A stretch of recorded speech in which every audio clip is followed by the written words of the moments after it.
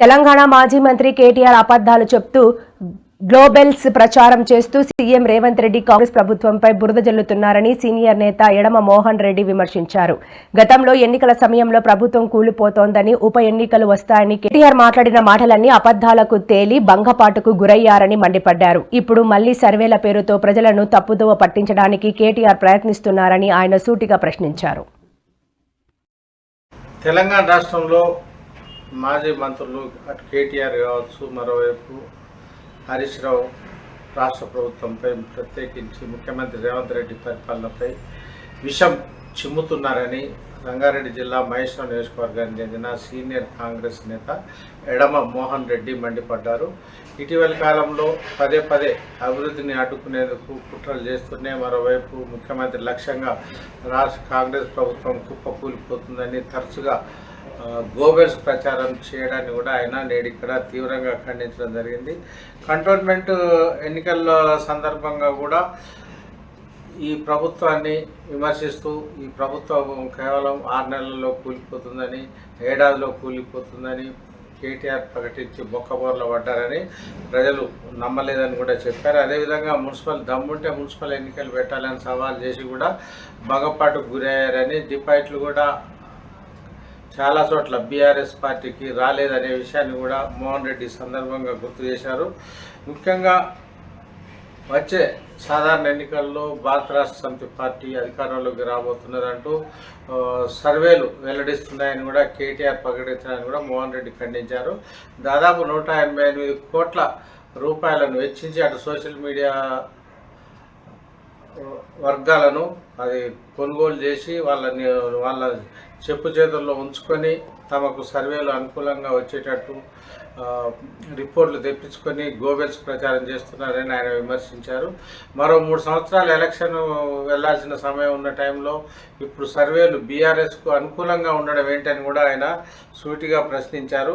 అంతేకాకుండా ఇప్పటికే టీఆర్ఎస్ నుంచి బీఆర్ఎస్ నుంచి 10 మంది ఎమ్మెల్యేలు కూడా వెళ్ళిపోయారని, వాటికి కూడా ఇదిగో ఉప ఎన్నికలు అదిగో ఉప ఎన్నికలు అంటే టైంపాస్ చేస్తున్నారని మోహన్ రెడ్డి తీవ్రస్థాయిలో విరుచుకుపడ్డారు.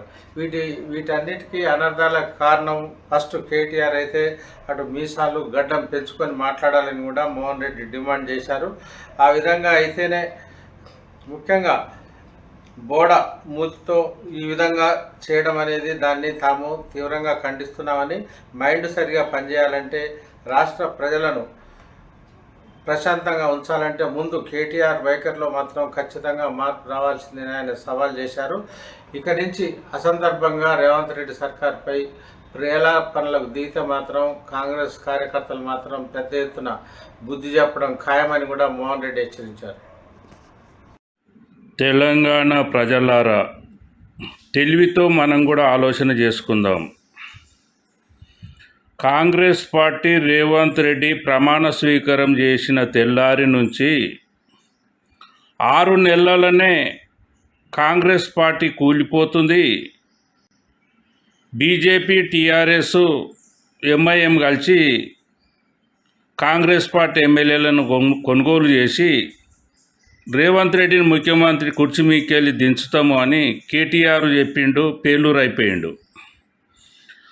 ఆ తర్వాత కంట్రోల్మెంటు జూబ్లీ హిల్స్ ఎలక్షన్లలో గల్ల ఎగిరేసుకొని టీఆర్ఎస్ పార్టీని గెలిపించుకుంటా అని బొక్క బోల్రా వాడి డిపాజిటు గల్లంతు చేసుకుండు.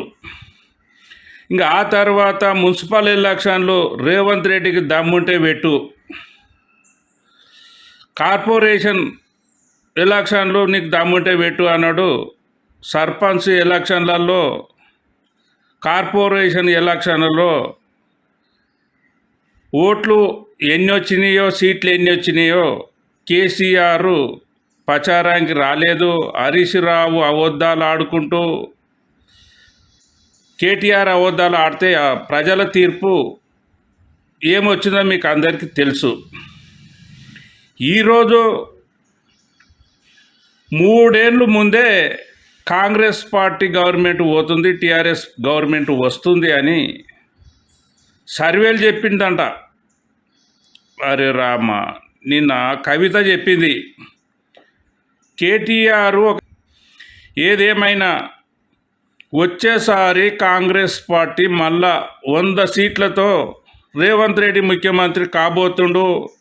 ఇది ఏ మోహన్ రెడ్డి సర్వే. వచ్చేసారి కాంగ్రెస్ పార్టీ 100 సీట్లతో రేవంత్ రెడ్డి రెండోసారి తెలంగాణ ముఖ్యమంత్రి కాబోతుండు. స్వాతంత్రం వచ్చినప్పటి నుంచి ఏ ముఖ్యమంత్రి చేయని విధంగా చిన్న వయసులో కేంద్ర ప్రభుత్వంతో కలిసిమెలిసి ఉండి నరేంద్ర మోడీని ఒప్పించి తెలంగాణ పర్మిషన్లు పైసలు తెచ్చి కనివిని ఎరుగని రీతిలో తెలంగాణ రాష్ట్రాన్ని గిన్నీస్ బుక్లో ఎక్కిస్తాడు. రేవంత్ రెడ్డి గిన్నీస్ బుక్లో ఎక్కుతాడు. మీరు ఎన్ని అబద్ధాలు ఆడినా ఎన్ని నిజాలు ఆడినా ప్రజలు నమ్మరు కేటీఆర్. ఒకవేళ కాంగ్రెస్ పార్టీ మీద వ్యతిరేకంగా సర్వే వచ్చిందని నీ మనసుకు తెలిసితే నువ్వన్నా మీ భావనన్నా ఇద్దరు రాజీనామా పెట్టుర్రి, ఒక ఉప ఎలక్షన్లకు పోదాం. ప్రజల తీర్పు మీద నీకు గౌరవం ఉంటే, కాంగ్రెస్ పార్టీ మీద వ్యతిరేకత ఉందని నీ మనసుకు తెలిసితే టీఆర్ఎస్ పార్టీకి రాజీనామాలు అంటే గడ్డిపోసలతో సమానము అని ఉద్యమంలో రాజీనామాలు పెట్టిర్రు. ఇప్పుడు వేరే వాళ్ళు వద్దు, హరీష్ రావు అన్న కేటీఆర్ అన్న వెంటనే రాజీనామా పెట్టి రేవంత్ రెడ్డి గవర్నమెంట్ మీద ప్రజలలో వ్యతిరేకత ఉన్నది, నిరసనగా మేము రాజీనామాలు పెడుతున్నాము అని ఉప ఎలక్షన్లకు పోదాం, ప్రజల తీర్పును గౌరవిస్తాము అని మహేశ్వరం నియోజకవర్గానికి కాబోయే ఎమ్మెల్యే మోహన్ రెడ్డి విశ్లేషణ. వెంటనే రాజీనామా పెట్టాలి అని డిమాండ్ చేస్తున్నాం కాంగ్రెస్ పార్టీ నుంచి.